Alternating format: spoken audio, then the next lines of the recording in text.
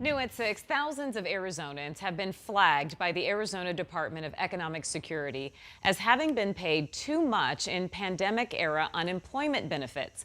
Millions of dollars the department has been trying to get back now. Team 12's Colleen Sikora is looking at how DES just started implementing waivers last month, as another state has already waived millions for people who needed help during the pandemic.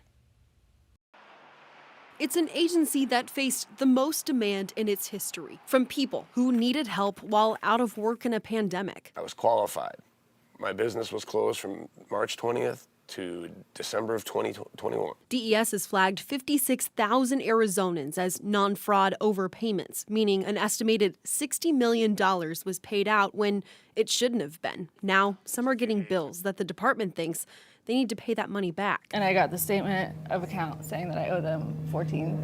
$9,200 they were trying to get out of me. But the Federal Department of Labor allows state unemployment agencies to waive those bills in specific situations if people were overpaid through no fault of their own. DES didn't establish its overpayment system until February 2022, months after federal unemployment benefits ended, according to an Arizona State Auditor General report.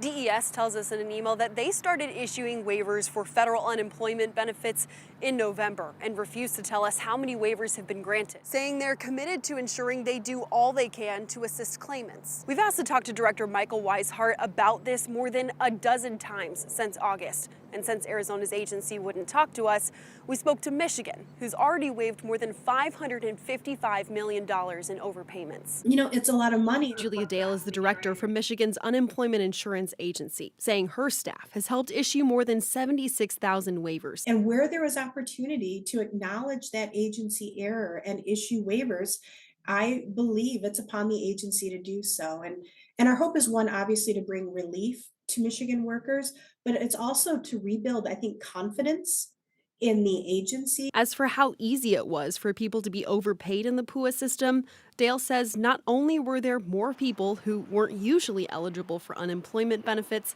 but what was initially provided in the beginning, and then you would see a shift a couple months later regarding program guidelines, and that's confusing. Adding fraudsters also took advantage of the system across the country. We also have a team, an investigations, and fraud division that is focused on rooting out those bad actors. Not done yet, working to hold those accountable while still helping those who needed it in the first place. We understand the need and the relief that it provides. Colleen Sikora, 12 News.